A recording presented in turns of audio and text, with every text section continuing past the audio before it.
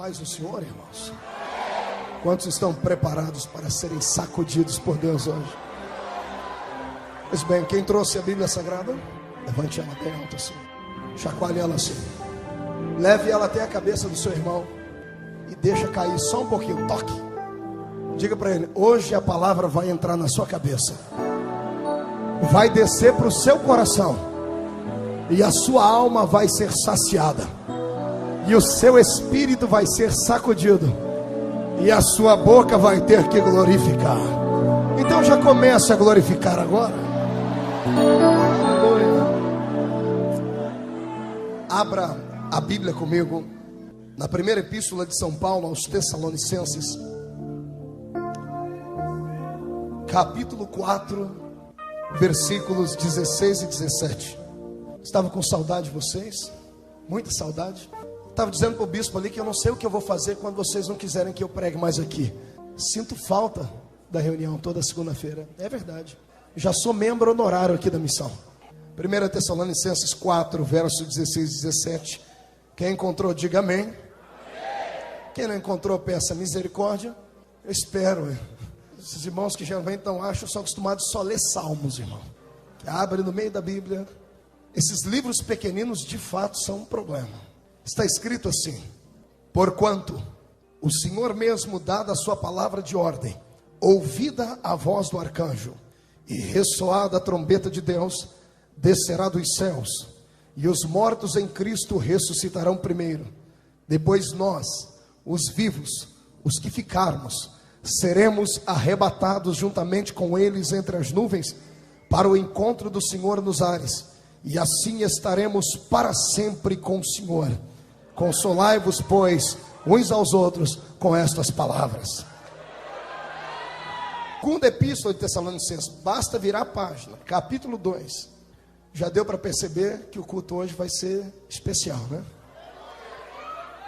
Capítulo 2. Irmãos, no que diz respeito à vinda de nosso Senhor Jesus Cristo e à nossa reunião com Ele, nós vos exortamos a que não vos demovais da vossa mente com facilidade, nem vos perturbeis, quer por espírito, quer por palavra, quer por epístola, como se procedesse de nós, supondo tenha chegado o dia do Senhor. Ninguém de nenhum modo vos engane, porque isto não acontecerá sem que primeiro venha a apostasia e seja revelado o homem da iniquidade, o filho da perdição, o qual se opõe e se levanta contra tudo que se chama Deus ou objeto de culto, a ponto de assentar-se no santuário de Deus, ostentando-se como se fosse o próprio Deus. Não vos recordais de que ainda convosco eu costumava dizer-vos estas coisas? E agora sabeis o que o detém, para que ele seja revelado somente no tempo certo.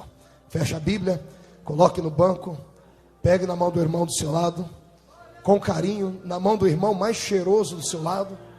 E se o irmão ainda insiste em usar perfume do Avon, você perdoa ele. Aperta a mão do irmão com carinho até ele falar: ai. Pentecostal que não faz barulho está com defeito de fabricação. Isso, fecha o corredor aí. Esta aqui é a Missão Mundial Graça e Paz. É a igreja mais avivada de São Paulo, de Santo Amaro. Jesus habita neste lugar, e os crentes que aqui estão são destinados à vitória, e só os vitoriosos inundem esse lugar com adoração e glória. Feche seus olhos.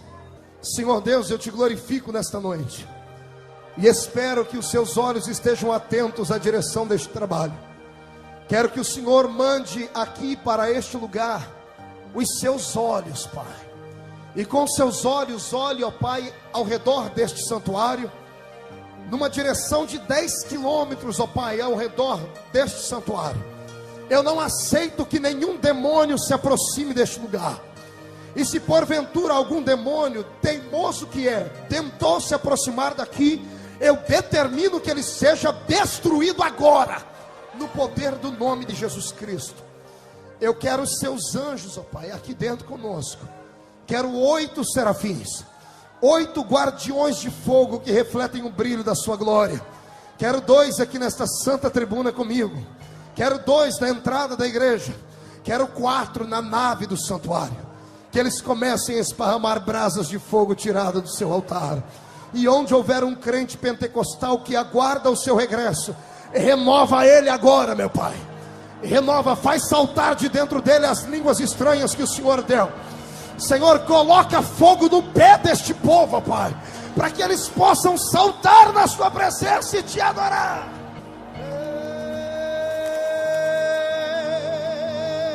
Aleluia.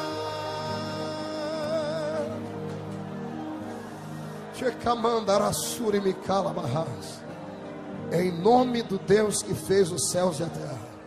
Amém, amém e amém. Tomai o seu assento. Um pouquinho de grave, só um pouquinho de grave. E você bem piano.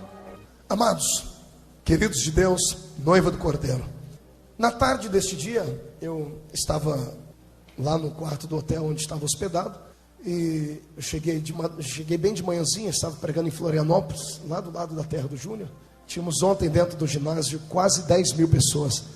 E ontem Jesus derrubou todos os catarinenses no chão. Os pastores pulavam e caíam no chão igual pipoca numa panela quente. E o Júnior sabe que lá não é fácil isso, né, Júnior? É sinal de que há um avivamento em andamento. E o nome de Jesus é glorificado por isso. Quando eu cheguei de tarde, agora de manhã, muito cansado, eu deitei e dormi. E que soneca gostosa. Fazia tempo que eu não dormia tão gostoso.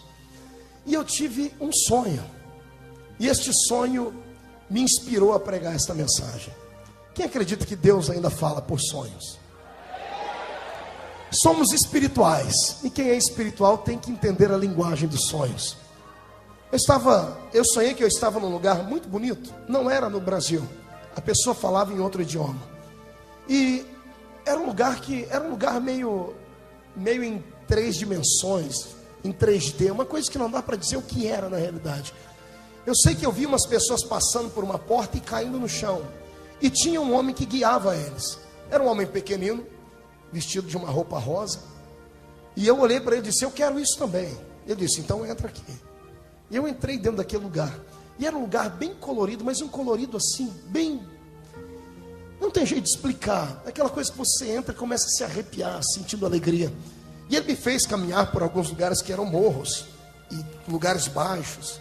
E eu caminhando por todo aquele lugar, eu perguntava a ele: o que é isso? Ele dizia assim: só observe. E eu cheguei num lugar que tinha um morro mais alto. E quando eu subi em cima daquele morro, ele disse: estenda os braços. Eu estendi os braços. E ele falava no outro idioma, eu entendia. Ele disse assim: agora sinta o que Moisés sentiu no monte. E quando ele disse aquilo, eu caí. No sonho eu caí de joelho naquele lugar, falando em línguas estranhas. E eu acordei, deitado na cama, falando em línguas estranhas. E estava tão gostoso que eu disse: Jesus, eu quero voltar a dormir para continuar o sonho. E eu voltei a dormir e eu voltei no mesmo lugar. Só Deus faz um negócio desse. Aí ele me pegou pela mão, me colocou de pé e disse: agora você está preparado. Eu disse: para quê? Chegamos numa porta. Quando aquela porta se abriu, ele disse: agora você vai passar pela prova dos 9, ver se você está aprovado para entrar lá dentro. E quando eu fui passar pela porta, eu não consegui passar. Tinha uma energia muito forte que não me deixava passar. E eu senti um choque, voltei para trás e comecei a chorar. Ele disse: por que eu não entrei? Ele disse: porque para entrar aí não se entra de pé, tem que entrar de joelho. Eu ajoelhei e fui entrando de joelho, e consegui entrar de joelho. Quando eu entrei dentro daquele lugar, irmãos, eu chorei. Eu vi tantas pessoas de todas as cores que você imaginar. Pessoas que não tinham tristeza no rosto, só alegria. Pessoas sorrindo do lado de animais e correndo. E eu perguntei: o que é isso? Ele disse: isso aqui é o céu. Eu disse: mas o que é isso? O outro disse: isso aqui é o céu. O pecado não nos toca mais. A tristeza não nos toca mais. A doença não nos toca mais. E eu olhei para aquele homem que ele disse para ele: eu posso ficar aqui? Ele disse: ainda não. Vai chegar um dia que não só você, mas todos aqueles que você conhece vão estar aqui dentro também. E eu acordei chorando e orando, dobrei meu joelho e falei: papai do céu, fazia tempo que eu não tinha um sonho como esse. E o Senhor disse: pois bem, então pregue nessa noite na Missão Mundial Graça e Paz sobre o arrebatamento da igreja. Para ouvir a mensagem do arrebatamento da igreja, não pode estar de qualquer maneira. Você tem que estar com a alma aberta, ser sensível e querer ouvir a voz de Deus. Amém? Levante a mão direita para cima, dê um tapa nas costas do irmão do celular e diz: se prepare, porque Deus vai falar conosco aqui. Queridos, eu sou pregador pentecostal. Sirvo a Jesus desde os meus 14 anos e desde os 14 anos eu prego. E eu me recordo que na nossa infância na igreja, 80% das mensagens que nós ouvíamos eram mensagens acerca da vinda de Jesus. Eram mensagens acerca do arrebatamento da igreja. O tempo foi passando e os pregadores que falavam do arrebatamento da igreja perderam a mensagem. E aí nós trocamos a mensagem por mensagens de autoajuda, por mensagens de vitória, por mensagens de levantar a autoestima das pessoas. E nos esquecemos no meio da caminhada para que é que nós estamos aqui dentro.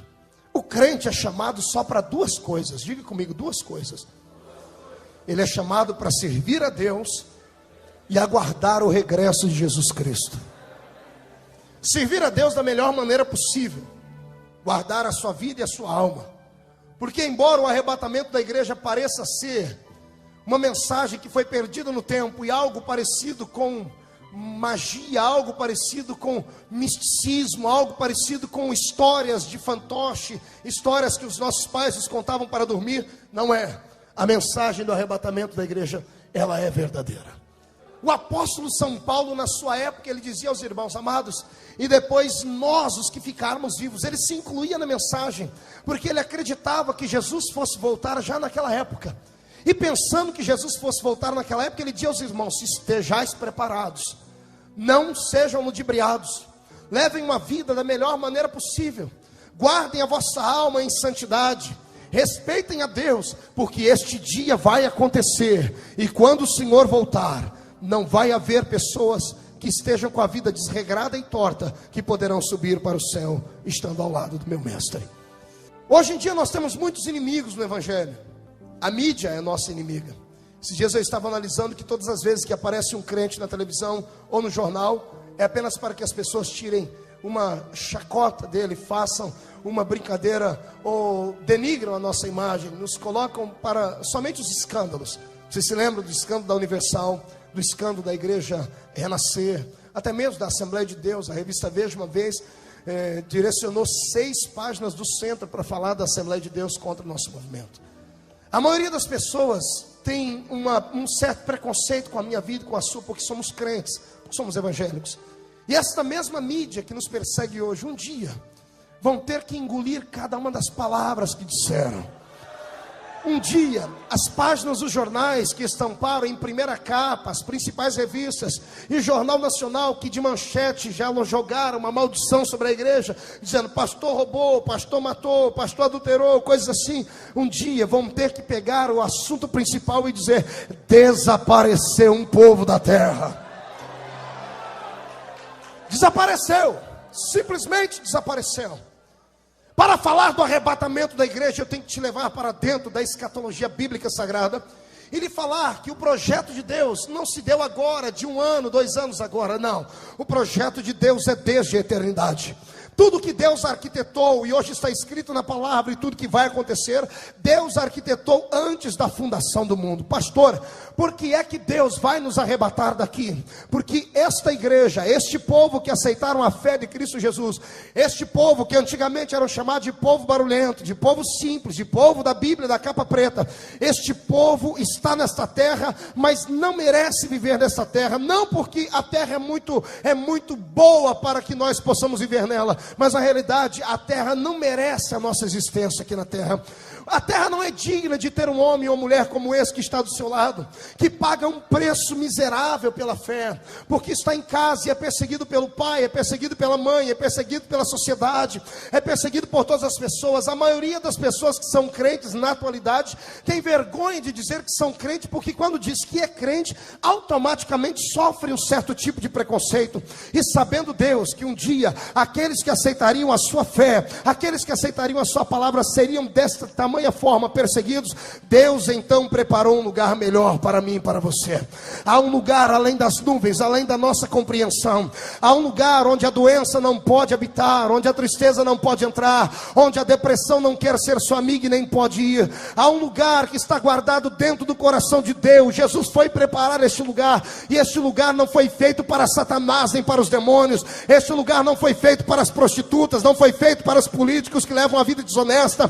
Este lugar não foi feito para aqueles que levam uma vida dupla dentro da igreja. Este lugar não foi feito para aqueles que têm a língua grande e falam mal de todo mundo. Este lugar não foi feito para aqueles que estão com o corpo aqui dentro, mas o coração nos objetos que estão lá fora. Este lugar que Deus preparou, Ele preparou para um povo seu, zeloso, especial e de boas obras, e um povo que sabe adorar o seu nome. Quem aqui acha que pertence a esse povo, jogue a mão lá em cima, glorifique a Deus e diga: eu quero ir. Você está me ouvindo? Escute. Para falar do arrebatamento da igreja, desses assuntos de escatologia, eu tenho que fazer aqui tenho que provocar uma certa tensão na sua vida. Eu tenho que te fazer sentir o momento. Pastor, como é que se dará o arrebatamento? O apóstolo Paulo explica em Tessalonicenses 4,16. Dada a palavra de ordem, para que o arrebatamento da igreja aconteça, é necessário uma palavra de ordem. Quem é que dará esta palavra de ordem? Deus Jeová. Como é que Deus dará essa palavra de ordem? Quando a igreja dele tiver executado o seu projeto na terra, quando a igreja houver pregado o evangelho de Cristo a todas as criaturas. Se você ama o arrebatamento da igreja em história e quer ir para o céu, então você pode ajudar Jesus Cristo a voltar mais rápido. Como, pastor? Repartindo a palavra da verdade que tem dentro de você, com o seu vizinho, com o seu amigo, com aquele que trabalha com você. Porque quando Deus observar a terra e ver que o evangelho foi difundido aqui e acolá, então meu Deus dará a sua palavra de ordem. Para que Deus dê esta palavra de ordem, pelo menos 1/3 da humanidade ainda necessita ouvir a palavra de Cristo. Somente na janela 1040 são 60 países que nunca ouviram o nome de Jesus Cristo como Salvador da humanidade. Somente no interior da Índia existe uma cidade chamada de Cidade Refúgio, com quase 3 milhões de leprosos, e nenhum missionário até hoje teve coragem de entrar lá dentro com medo de pegar a lepra sobre o seu corpo. Para que o meu Jesus possa voltar na terra, é necessário que a igreja que hoje está em um sono letárgico, a igreja que está anêmica espiritualmente, volte a amar os princípios bíblicos e volte a pregar o evangelho com muita seriedade e verdade. Sabe o que foi que aconteceu no meio da caminhada? Satanás colocou outras intenções no coração da igreja. Outras coisas ocuparam no nosso coração o lugar que ocupava a esperança do arrebatamento da igreja. Antigamente o crente se preocupava com a vinda de Jesus. Então o que é que ele fazia?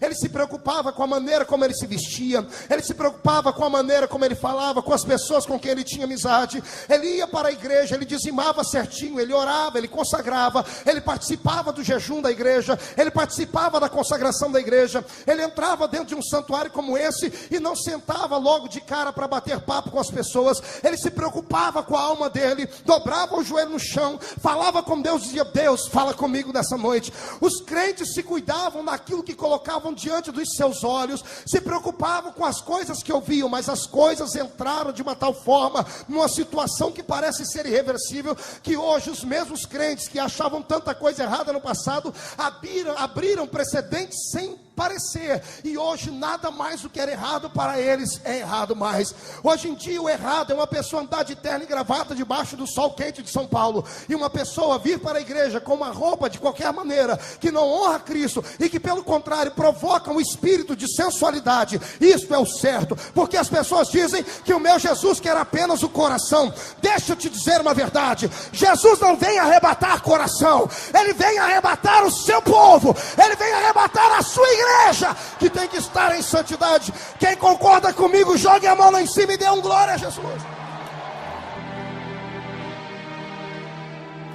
Escute, não se ludibrie, não se deixe enganar. Não é porque você tem uma vida abastada, tem um carro novo, uma casa nova e a sua empresa vai bem, e você congrega em uma igreja onde você faz de tudo, e tudo que você quer você pode fazer. Isso não dá a segurança de ir para o céu. Não dá. Israel estava desse jeito. Israel brigava com Deus, queriam carne, queriam cebola, queriam tudo, tinham saudade do Egito. E um dia Deus falou: eu mato esse povo. Moisés disse: não mata não, Senhor, porque esse povo, eles estão em processo de transformação. Mas Deus perdeu a paciência um dia. E Deus olhou para Moisés e disse: Moisés, eu vou dar um jeito nesse povo. O que é que o Senhor vai fazer? Tudo bem, eu não vou matar eles, Moisés. Eu não mato eles, eu não deixo eles morrer de fome, não deixo eles morrer de frio, não deixo eles morrer de calor. Só que tem um negócio, que é, Senhor, na minha terra ninguém entra. Dos que saíram do Egito, Quase 3 milhões de pessoas, somente 2 atravessaram a entrada da cidade de Canaã, da terra de Canaã. O restante do povo que saiu do Egito morreram no meio do caminho. Eles tinham uma vida abastada, eles tinham comida, tinham roupa, mas não tinham a segurança de entrar na terra prometida. Porque para entrar na terra prometida, primeiro tem que ter coragem. Josué e Caleb tiveram coragem de enfrentar aqueles crentes que havia no meio de Israel, que não acreditavam na graça e na guarda de Deus. Tiveram coragem de enfrentar aqueles que haviam se corrompido no meio da covardia humana, dizendo: não, nós não podemos entrar lá, porque lá só tem gigante, lá só tem isso, só tem aquilo. Josué e Caleb invocaram a palavra de Deus. Quem invoca a palavra de Deus é porque tem paixão por Ele e ama Ele. Só vai entrar no céu no arrebatamento aquele que tem intimidade com Deus. Você pode continuar vindo aqui na missão, indo na Assembleia, na Igreja Deus é Amor, na Batista. Você pode respeitar todos os usos e costumes da sua igreja, mas se aqui dentro do seu coração você não tem intimidade com Deus suficiente para que quando você faça uma coisa errada, a sua consciência ainda queime e arda, você está desqualificado para ir para o céu. Você pode ser um bom crente aqui, mas não estará preparado para entrar dentro daquele lugar. E o que é que acontece então, pastor, no arrebatamento? Deus dá a palavra de ordem depois que a igreja executar os seus planos e os seus projetos. Dada a palavra de ordem, o arcanjo de Deus grita. Quando o arcanjo grita, esse arcanjo é Miguel, ele não grita para a igreja. O arcanjo grita para Israel, porque Israel é o relógio de Deus. Quando o arcanjo grita, todo judeu em qualquer parte do mundo que estiver vai ouvir a seguinte frase: Israel, o seu rei vem aí. Só que Israel vai apenas ouvir e não vai poder entrar lá dentro, porque quando o arcanjo está gritando para Israel, um outro anjo, não sei se um querubim ou um serafim, pega uma trombeta e toca a trombeta. E quando a trombeta toca, o som dela corta todas as dimensões e vai nos ouvidos daqueles que estiveram com a vida preparada, com a roupa limpa, com a alma diante do Senhor, com os joelhos calejados de oração e com o desejo de saírem deste mundo miserável e irem habitar lá no céu. Mas nesse dia não vai ser muito fácil, porque nem todos os que estão entre nós estão com o seu ouvido afinado no diapasão do Espírito. Nem todos que estão aqui nesta noite serão arrebatados. Olhe para o irmão que está do seu lado esquerdo, e agora é um olhar sério, não um olhar de brincadeira. Olhe para ele. Olhe para o outro que está do outro lado, olhe atrás e olhe aqui para frente. Olhe para o púlpito e não tenha medo de imaginar que alguém do púlpito vai ficar também. Ouviu? Viu o irmão do seu lado? Pois então escute. Na parábola das 10 virgens nós temos um exemplo do arrebatamento.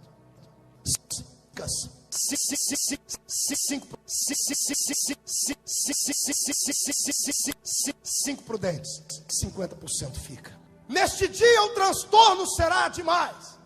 Pessoas estarão conversando com pessoas cara a cara, a trombeta toca. A pessoa que está com o ouvido limpo e a alma guardada, ela desaparece no abrir e piscar de olhos. 7 milésimos de um segundo. Faça o teste aí. Pronto, sumiu. Casais aqui ficarão entristecidos, porque um dos dois guardou a palavra e o outro não. Filhos estarão chegando da escola, porque a Bíblia não diz o horário. Chegarão em casa e não encontrarão o pai e a mãe mais dentro da sua casa. Aqueles crentes chamados de fanáticos, com seus cabelinhos amarrados em forma de coque, sem nenhuma pintura no rosto, que andavam com a Bíblia debaixo do braço parecendo desodorante, não estarão mais entre nós. Não mais atormentarão o mundo. Pelo contrário, você verá muitos pastores, homens poderosos que exploraram a fé do povo, homens que são gerentes e donos de tantas convenções que brigam por causa de poder, chegando na porta da igreja no culto, sentado no seu belo carro, e quando entra dentro da igreja, aquela meia dúzia de gato pingado, e a notícia começa a se esparramar na terra: desapareceu um povo. Aviões sem os seus pilotos caem do céu. Ai daqueles que estiverem indo para um congresso dentro de um ônibus reunido com um grupo de crentes preparados, indo para o congresso, indo para um retiro espiritual. Ai daqueles que não estiverem preparados. Se o motorista for crente, se o motorista for salvo e o ouvido dele estiver afinado, acidentes nas estradas, milhares de pessoas mortas, a terra será banhada em sangue. Poderia ser agora. E se Deus resolvesse tocar a trombeta agora, quem aqui tem certeza de que ouviria ela? Pastor, eu não tenho, o que é que eu faço? Ainda dá tempo de acertar. Ainda dá tempo de botar azeite dentro da botija. Ainda dá tempo de chorar, ainda dá tempo de cair de joelhos, ainda dá tempo de pedir perdão, ainda dá tempo de voltar atrás, ainda dá tempo de parar de fazer coisa errada, ainda dá tempo de acertar a sua alma.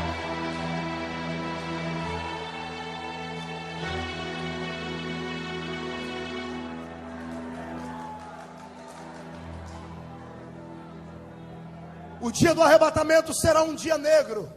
Será um dia negro para aqueles crentes raimundos. Conhece crente raimundo? Um pé na igreja e outro no mundo.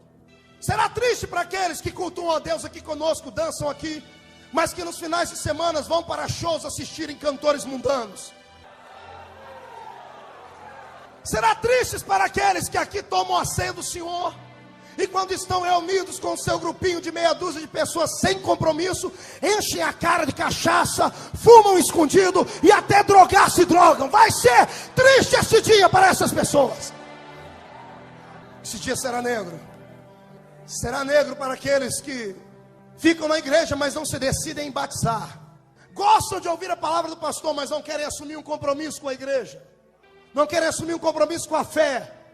Não, ainda dá tempo, porque se eu me batizar, pastor, eu vou ter que andar certinho. E do jeito que eu estou, tá bom, eu escuto a palavra, eu me arrepio, eu até choro, falo em línguas, e daí? Batismo com o Espírito Santo não salva. Choro não salva. O que salva é um compromisso assumido com Deus. O dia do arrebatamento será triste para aqueles casais que vivem de aparência. E quando chegam na missão, pegam na mão, no braço um do outro, dá um beijinho no rosto. E quando entram dentro do carro, já um vira para cá, o outro para lá. E chegam em casa, um dorme num quarto, o outro dorme no outro. Vai ser triste para esses, porque a decepção será grande demais. O dia do arrebatamento vai ser triste, negro, para os filhos desobedientes. Para aqueles filhos que exploram o pai, que batem no pai, que brigam com a mãe, que falam coisas horríveis contra os pais. Para aqueles filhos que não sabem obedecer o caminho onde o pai o ensinou. Vai ser triste e decepcionante. O dia do arrebatamento vai ser triste para aqueles que enfiaram na cabeça que iam para o céu. Colocaram dentro da cuca que eram salvos e não precisavam mais melhorar de vida. E se ludibriaram porque estavam indo bem financeiramente, estavam indo bem dessa forma, daquela, mas não cuidaram das suas vestes. Por cima dessas roupas coloridas aqui, quando Deus olha do céu, Deus não vê roupa vermelha, nem preta, nem amarela. Quando aceitamos Jesus, nós recebemos uma roupa branca. E eu fico imaginando como é que Deus olha do céu para cá nesta noite, enxerga a cor das nossas vestes. Tem pessoas que estão com elas salpicadas, maculadas. São pessoas que levam a vida do jeito que dá, obstinadas, não querem mudança, querem apenas o louvor das alturas, querem apenas o domingo da ressurreição, mas não querem a sexta-feira da crucificação. Querem a alegria de ver o Cristo ressurreto, mas têm medo de olhar para Ele quando Ele está na cruz agonizando, por causa dos pecados miseráveis que nós carregamos dentro de nós. O dia do arrebatamento será um dia de grandes surpresas. Neste dia você não vai poder enganar Deus com seus gritos, nem com seus pulos, nem com as suas palmas, porque para isso você consegue enganar o homem. Tanta gente que aqui faz tanta coisa bonita na igreja, mas que naquele dia vão querer arrumar um buraco para pular dentro dele, porque quando perceber que as pessoas, aquelas a quais ele olhava e dizia, não precisa tudo isso para ser crente, não precisa levar uma vida tão certinha assim, quando eles desaparecerem. Neste inteirinho os mortos ressuscitaram. O Senhor dos vivos e dos mortos está em cima no céu. O arrebatamento será invisível aos olhos dos homens. Somente os espirituais vão poder perceber e participar dele. Quando o arrebatamento for concluído, pessoas de todas as tribos, línguas e nações forem ocultados por uma nuvem no céu, começa na terra um caos. E eu tenho pena daqueles que ficarem aqui, Será pior para aqueles que estiveram na igreja e ficaram do que para aqueles que nunca frequentaram a igreja. Você vai ter que suportar o seu vizinho correr na sua casa e dizer: ei, o que aconteceu? Por que todo mundo foi e você ficou? Por que todo mundo foi e você ficou? E por que o meu filho, que pastores vão ter que dar conta de tanta coisa? Os filhos que são de pais descrentes, os pais vão vir na igreja. E se ficar algum obreiro, ele está perdido. Porque o pai e a mãe vai querer: você tem que dar conta do meu filho, senão eu vou abrir contra você um processo de sequestro. Porque ele saiu para ir na vigília, ele saiu para ir no culto e não voltou para casa. Onde está o meu filho? A igreja está arrebatada. Se há um lugar negro para aqueles que ficaram aqui, para aqueles que subiram, só festa. Só festa. Roupas brancas. Está vendo a ruga no rosto do seu irmão? Vai desaparecer. Está vendo esse irmão do seu lado que anda de bengala? A bengala não sobe para o céu. Lá ele vai ser restaurado. Os cegos subirão enxergando, os surdos ouvindo, os mudos falando. Os aidéticos vão deixar a carcaça podre, e a carcaça podre vai ser transformada num corpo de glória, onde a doença não toca, onde Satanás não toca, onde o pecado não toca. Somos levados para o céu, e há uma grande mesa que vai do Oriente ao Ocidente. Salvos de todos os tempos e de todas as histórias estarão sentados ali. Eu quero um lugarzinho do lado de Moody, o maior ganhador de alma que a Europa conhecera. Vamos dividir a mesa do arrebatamento com Abraão, Isaac, Jacó. Pastor, vamos conhecer uns aos outros lá? É claro que vamos. Que graça tem ir para uma festa que você não conhece ninguém? Só não teremos lembrança e memória das coisas tristes que ficaram aqui para trás. Enquanto os nossos pais, os nossos filhos, os nossos irmãos estão aqui sofrendo, nós estamos lá em cima, tomando o vinho da vitória com Jesus de Nazaré. Estaremos sendo servidos pelo próprio Cristo. E nesse dia, Ele não sentará na mesa como o Cordeiro de Deus que tira o pecado do mundo, não. Nesse dia Ele sentará na cabeceira da mesa como o leão da tribo de Judá, aquele que venceu para abrir o livro.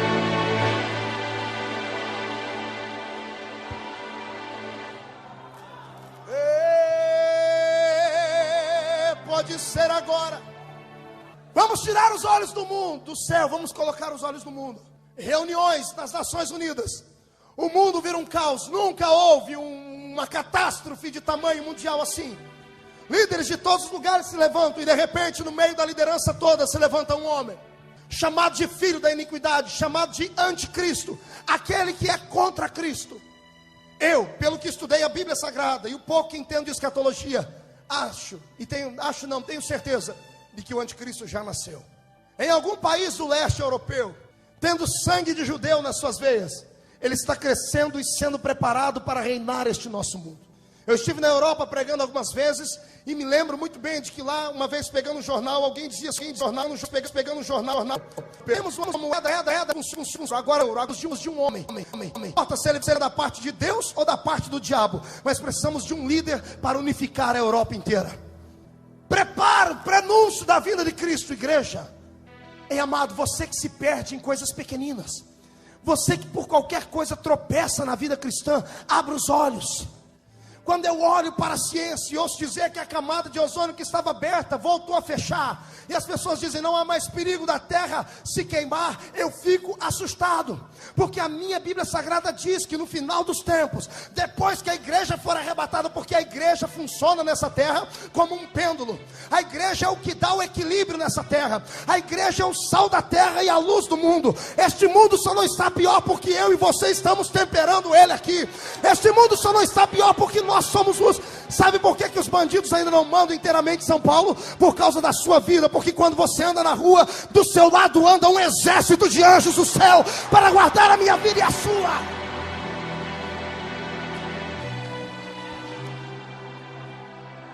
Não se ludibrie com maus presságios. Não se ludibrie com falsas esperanças. A esperança deste planeta não é Lula. A esperança deste planeta não é George Bush. A esperança deste planeta não é José Eduardo, presidente de Angola. A esperança desta igreja não é Fidel Castro, lá de Cuba. A esperança desta igreja não é nenhum filósofo como o presidente Fernando Henrique Cardoso, não. A esperança deste mundo está nas mãos daquele que está sentado em um alto e sublime trono, e que em breve vai vir resgatar a minha vida e a sua. Crente que tem medo do arrebatamento da igreja, precisa aceitar Jesus nesta noite, porque quem está preparado, ora sim, ora vem, Senhor Jesus.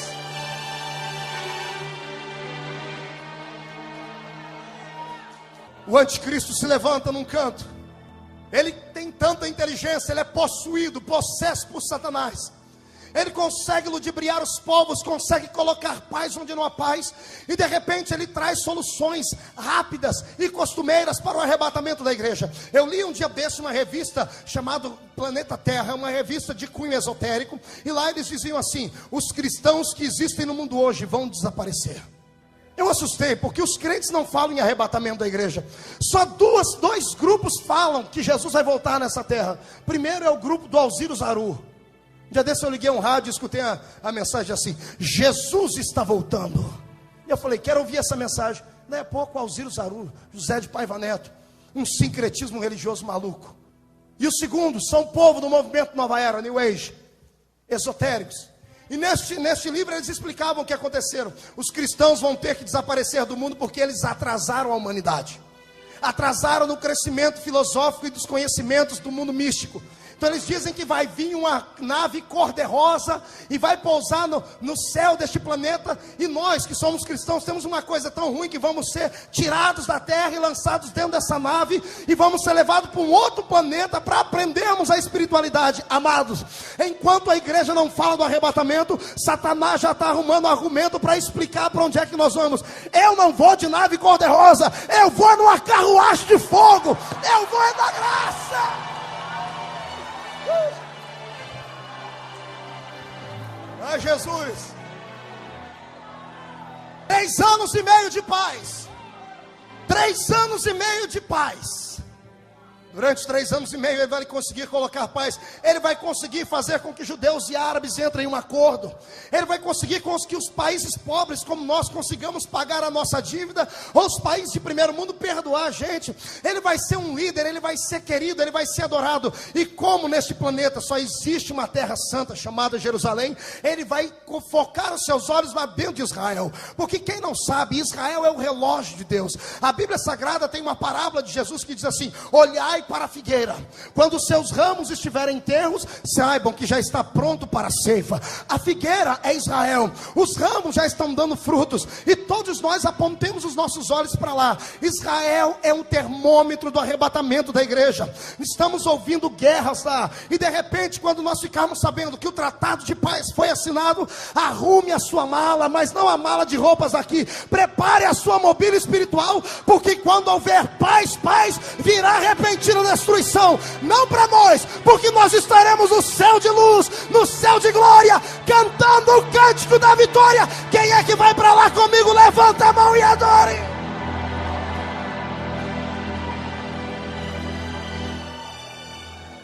Deixa eu falar com aqueles que vão ficar. Ei, você que vai ficar. Não, pastor, eu vou para o céu. Vai nada, o céu não é lugar para você. Não, pastor, eu quero ir para lá, mas o céu vai ser monótono para você. Por quê? No céu não tem bailão, no céu não tem alambique, não tem banca de revista pornográfica, não tem site pornográfico para você ficar a madrugada inteira na internet. No céu não tem show com Zezé de Camargo e Luciano. No céu não tem show com Skank. O céu não é para você. O céu é só para crente quadrado que só sabe dar pulo e glória a Deus.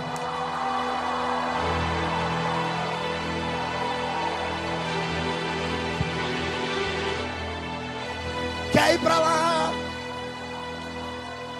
Certa a sua vida. Deixa eu falar com aqueles que vão ficar, pastor. Falar com aqueles que vão ficar, Júnior. Ouça, você que vai ficar, pelo amor de Deus, não se engane.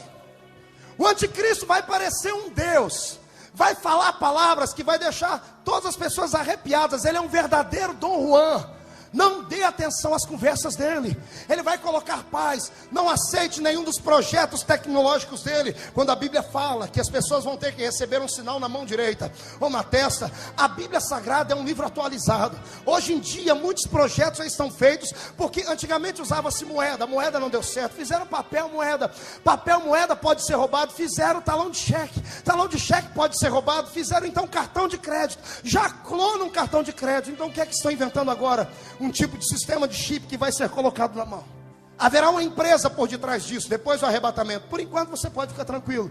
Mas depois do arrebatamento, esse chip virá da empresa do anticristo. Não aceite. Mas pastor, eu vou morrer de fome. Morra de fome, mas vai para o céu. Durante 3 anos e meio será de paz. 3 anos e meio depois, percebendo que o tempo está findando, ele mostra as suas garras. Ele fez um pacto com Israel, e a Bíblia diz, Paulo dizendo aqui em Tessalonicenses, ele vai tentar colocar a sua imagem dentro do templo. Ele vai fazer um pacto de paz com os judeus vão começar quase que a adorar, mas quando eles verem ele entrando dentro do santuário e dizendo, eu quero ser adorado, os judeus vão começar a brigar contra ele. Aí virá uma perseguição sem tamanho. Aí entra aquela parte da Bíblia que diz que a pessoa que quiser ser salva, terá que ser salva pelo derramamento do seu sangue. Para ir para o céu depois, você vai ter que comprar a entrada dele com o martírio da sua alma. E quando Deus começar a derramar os seus cálices, há um cálice que misericórdia, me arrepia só de lembrar. A Bíblia diz que Deus derramará um cálice de ira tão grande, que os homens vão tentar procurar a morte e não vão encontrar. Vão se atirar na frente de carro, vão se arrebentar, mas vão ficar vivos e paralíticos. Este mundo está por um fio. A igreja é como um avião, como disse um velho e grande pregador. Estamos dentro deste avião. O piloto deste avião é o Espírito Santo. Já demos a partida e estamos taxiando pela pista. O avião já está pegando força para poder disparar. Já estamos correndo. E antes que a pista acabe, o Espírito Santo vai puxar o manche. O manche é aquele controle que levanta o bico do avião. Quando este manche for levantado, igreja, se prepare, porque sairemos desta terra. Queira o diabo ou não, queira o seu pai ou não, queira a sua irmã ou não, queira aqueles que congregam com você ou não, o céu é o nosso limite. Quem aqui quer ir para o céu? Deixa eu ver. Daqui a pouco eu volto nesse assunto. 3 anos e meio de perseguição, de tristeza, sangue sendo derramado. Muitos desviados desse dia vão aceitar a Cristo. A Bíblia diz que desta tribulação vieram muitas pessoas, grandes e pequenos, mártires que vieram de grande tribulação. Muita gente vai ser salva nesse dia. Só que eu e você vamos estar lá no céu tomando um coquetel com Jesus, enquanto os outros vão ter que ralar muito aqui para poder entrar lá. Irmão, eu prefiro chorar agora sendo perseguido do que chorar no dia do anticristo e ter que pagar com a minha vida. Ei, a igreja de Cristo, vamos nos preparar, vamos voltar a ser santos. Irmão, quando chegar lá na tua casa hoje, dá uma olhadinha dentro do seu guarda-roupa, querida. Dá uma olhadinha naquelas roupas que você coloca e, com todo respeito, quando você veste, parece uma prostituta. Com todo respeito, eu falo isso porque em Provérbios diz para tomarmos cuidado com mulheres que vestem roupas parecidas com roupas de prostituta. Bota fogo naquilo. Bota fogo naquilo que é indecente. Guarda a sua alma, santifica a sua vida, e só pode dar glória a Deus agora quem concorda comigo e quem acha que isso é o padrão para ir para o céu.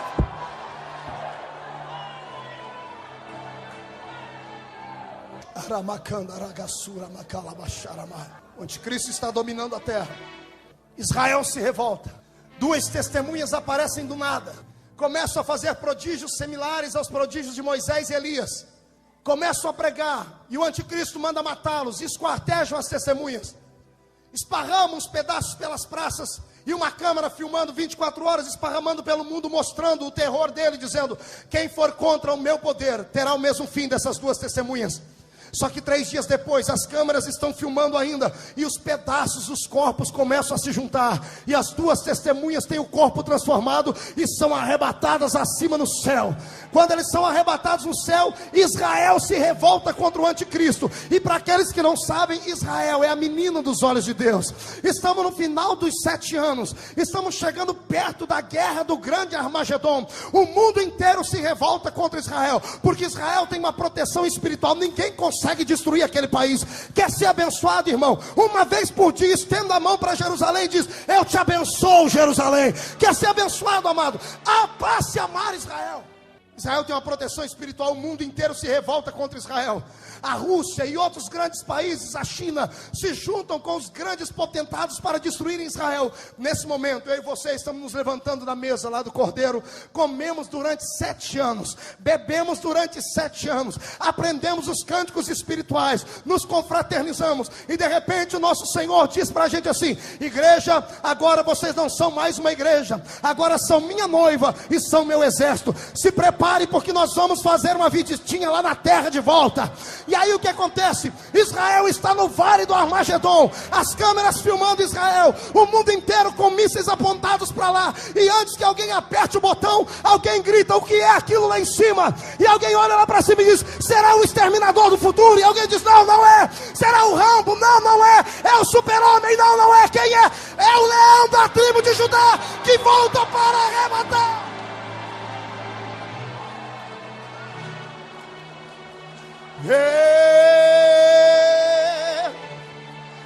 Eu já falei para não deixar copo aqui, falei 1 milhão de vezes já. Quando eu estou tomado, quebra tudo. Levante a mão direita e dá um tapa nas costas desse crente aí. Fala para ele: quer ir para o céu? Com todo respeito, diga para ele, com todo respeito, toma vergonha na cara e volta a ser crente de verdade. E se você quer ser isso, deixa Deus te tomar.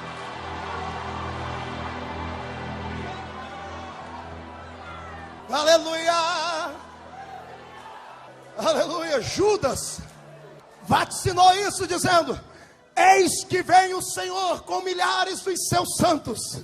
Eu e você vamos vir do lado dele. E aí o que vai acontecer? Sabe o que os homens otários vão fazer? Tiram o armamento de cima de Israel e colocam o armamento em cima da gente. Eu e você vindo sentado do lado do general. Jesus não vem sozinho. Desse dia ele não vem sentado nas asas de um querubim, nem numa nuvem, nem voando. Ele vem sentado em cima de um cavalo branco. Vem sentado em cima do cavalo branco, e na sua coxa direita tem um manto vermelho escrito assim: Rei dos Reis e Senhor dos Senhores.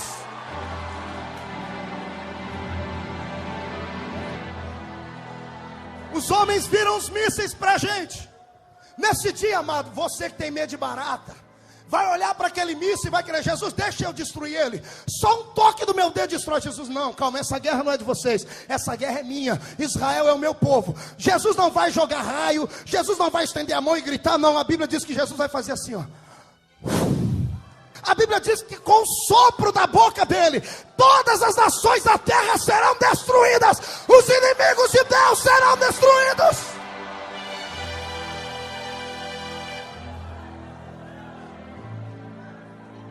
Israel se converte. Jesus desce em Jerusalém. Ele entra dentro do templo e toma para si o trono de Davi. Jesus senta no trono de Davi, e eu e você vamos ser súditos com ele lá. Eu e você vamos estar num corpo tão glorioso que eu quero ir na África agora. É abrir e fechar o olho e você já está lá. Não, eu quero voar lá em cima. Pá, você vai poder para onde você quiser. Você não vai precisar andar. Quem está num corpo glorificado não anda, ele flutua. Cada crente vai ter um brilho lá. Como é que é isso, pastor? Isso é revelação. Porque como é que vai fazer? Se essa história de coroa for séria, tem na cabeça de Moody, não vai ter que colocar a coroa da cabeça de Moody deve ser o tamanho da torre de pizza. Ele ganhou 1 milhão de almas. E para aquele coitadinho que nunca ganhou nenhuma alma, como é que fica? Então, eu penso que a diferença entre nós será o brilho que vai estar do nosso lado. Cada um vai resplandecer diferente. Uns vão resplandecer como ouro, porque ganharam muitas almas para Jesus e fizeram um bom trabalho. Outros vão resplandecer como a prata. Outros como bronze. E outros vão chegar lá com a palma na mão, uma flor. Vão entrar lá. E um dia tinha um menino na minha cidade, o Abraão, ele era meio doido. E a gente dizia: Abraão, para ir para o céu, você tem que ganhar alma. Mas se eu não ganhar, eu entro, entra. Mas você vai entrar só com uma palma na mão. Eu disse: rapaz, o negócio é entrar lá. Ele disse para mim: não importa que eu tenha que morar no subúrbio do céu, que eu seja faxineiro lá. O negócio é entrar lá. Irmãos, eu quero entrar lá, mas eu quero entrar pela porta.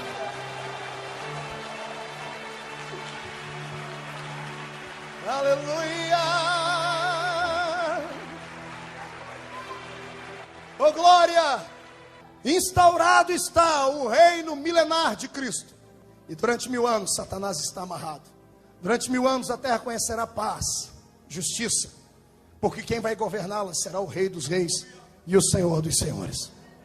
E o resto eu deixo para uma outra história. Porque se lermos Apocalipse 21, vai nos contar a história de um novo céu e de uma nova terra. Diga para o seu irmão, isso não é tudo, isso é só o começo. Ainda tem um novo céu e uma nova terra. E é nesta nova terra que a Bíblia diz que Deus enxugará dos nossos olhos todas as nossas lágrimas.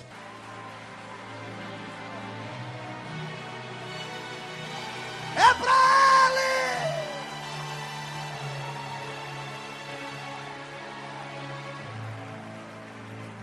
Escuta aí para terminar.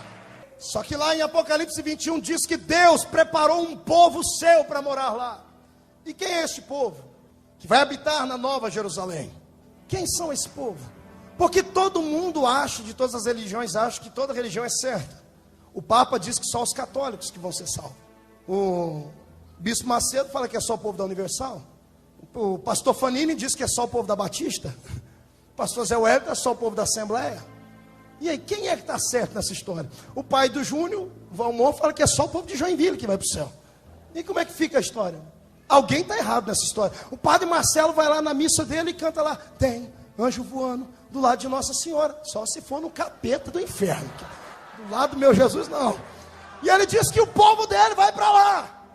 Alguém está errado na história, sim ou não?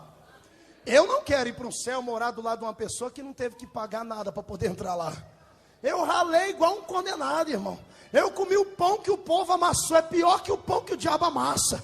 Eu sofri chicoteada de igrejas, de ministérios frios. E agora eu vou ter que chegar lá, encarar aquele cidadão que nem abria a boca para dar glória a Deus dá. Eu dou um cascudo na cabeça dele, se eu ver ele dar.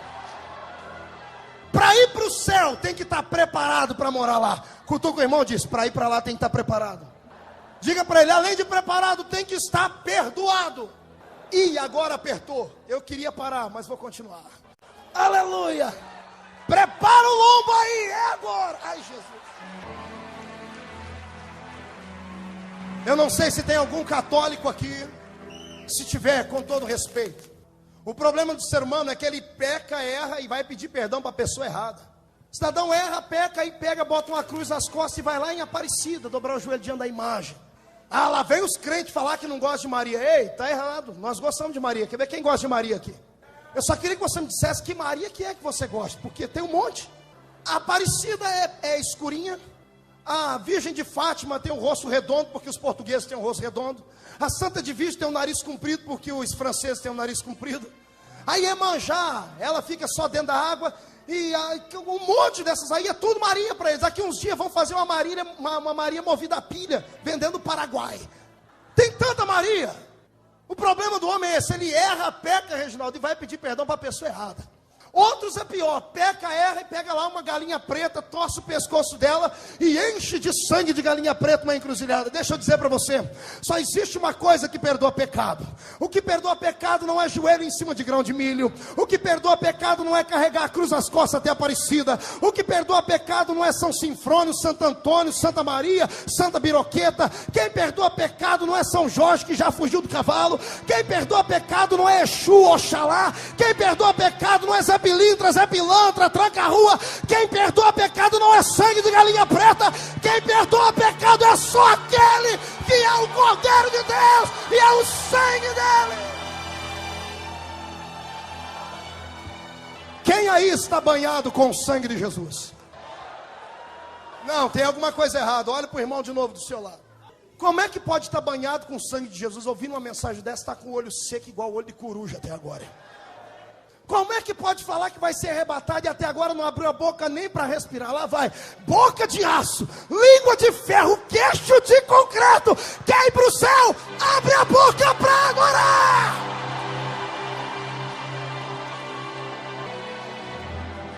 Só para terminar, bispo, alfinetar o diabo. Pastora Leia, eu estou com raiva do cão, porque ele está entristecendo a senhora. Eu vou pegar ele pelo chifre hoje, no nome de Jesus, e vou chutar um mulambo dele. Satanás não tem poder de tocar nos servos de Deus. Crente que vai ser arrebatado não pode sucumbir diante de Satanás. Você tem que dar um grito e ele se curvar diante de você. Quem concorda comigo, joga a mão lá em cima e adore ele. Quer ir morar na Nova Jerusalém? Quem quer? Para ir para lá tem que estar acostumado com o ambiente de lá. Amém? Digo, irmão, se não tiver acostumado, você vai querer sair correndo de lá. Primeiro, vai ter gente que quando entrar no céu, se é que vai chegar lá, vai achar que está no inferno. Por quê, pastor? Porque vai ver tanta gente lá que ele falou, não, esse aqui está aqui. Eu jurava que ele não vinha. E vai ter gente que vai quase se desviar, porque vai olhar e falar, aquele não veio, mas eu jurava que ele vinha.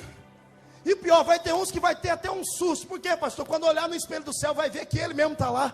Não acredito, eu cheguei, eu entrei. Aleluia! Já vou terminar. Está muito bom aqui hoje, está gostoso para poder pregar. Mas escute, para ir para lá, tem que estar acostumado com o ambiente. Se você não... Agora eu vou pegar pro lado desses crentes sorveterianos. Tem algum aí? Tem algum crente aí que acontece milagre quando ele está no culto? Cai neve em cima dele. Olha, do outro lado tem um com guarda-chuva desse tamanho assim em cima dele. Um chapéu sombreiro lá atrás. O irmão de cá voa, o de cá desmaia e ele fica parado igual uma estátua de museu de 5ª categoria. Deixa eu te explicar, meu amado. Você está desqualificado para ir para lá. Os crentes dessas igrejas tradicionais, com todo respeito, que eu amo todos eles, eu não sei o que é que vão fazer lá, irmão. Por quê, pastor? Vai dar para entrar lá? Vai. Quem não é batizado com o Espírito Santo entra no céu? Entra. Quem não crê em anjo? Entra. Se acreditar em Jesus, entra. Porque quem salva é Jesus, não é anjo. Mas então, pastor, eu vou também, vai. Mas quando chegar lá vai ficar assustado. Porque não acredita em anjo, não acredita em poder, não acredita em línguas, não acredita em fogo. E quando chegar lá, quando dá uma olhadinha para o Deus dele, vai querer sair correndo. Porque a minha Bíblia diz que Deus é um fogo consumidor. Quando vê os anjos, vai ter que morder tanto na língua, porque pregou que isso foi só para a igreja dos apóstolos. E pior, quando chegar lá, irmão, até aprender a falar na língua dos anjos, eu e você já estamos lá, usufruindo da graça, saltando, brincando com os anjos, saltando no rio da vida. Os primeiros 5.000 anos lá eu quero passar na beira do rio da vida pescando. E não me chame de herético, porque o céu não é um lugar apenas de beato. Teremos uma outra vida lá, só que esta vida será eterna. Esta vida será eterna. É o pagamento pela santidade na terra. Para participar do arrebatamento tem que estar cheio do poder de Deus. Quem concorda? Quem quer ficar de pé? Eu estou ouvindo gente dizer assim, volta hoje, Jesus. Em compensação, eu estou ouvindo alguém dizer, Jesus, volta só o ano que vem. Vou lhe dizer uma coisa, se você estiver preparado, Ele vem. Se você não estiver preparado, Ele vem da mesma forma. Se você for cheio do Espírito Santo, Ele vem. Se você virar as costas para essa mensagem, Ele vem da mesma forma. Jesus não está preso a sentimentos pequeninos de homens e mulheres. Ele tem um plano na eternidade. Ele foi preparar um lugar e Ele diz, eu vou, mas virei. Virei para buscar vocês, para que onde eu estiver, estejais vós também. A diferença do cristianismo com as outras religiões é essa. Todo mundo faz igreja e abandona. O meu Jesus não. Ele fez a igreja, foi para o céu, deixou o Espírito Santo cuidar da gente e diz, daqui a pouco eu volto para buscar vocês. Vão morar comigo. Pegue na mão do seu irmão. Fecha o corredor aqui. Marcelo, cadê tu? Eu quero aquele reboliço na congregação. Ô irmão, só que agora nós vamos orar diferente. Você vai grudar na mão do irmão, grudar. Se você perceber que do seu lado esquerdo ou direito tem um freezer humano, você vai apertando a mão dele, irmão. Se você vê que ele não faz nada, você pisa no dedão do pé dele. Cata a cabeça dele, chacoalha, grita a ele. Fala para o irmão, nem que seja na marra, mas você vai ter que ser cheio do poder de Deus essa noite. Da graça, um povo batizado com o Espírito Santo, um povo que acredita em milagres, e a unção da glória dele está esparramada aqui dentro. Quem quer receber, adora!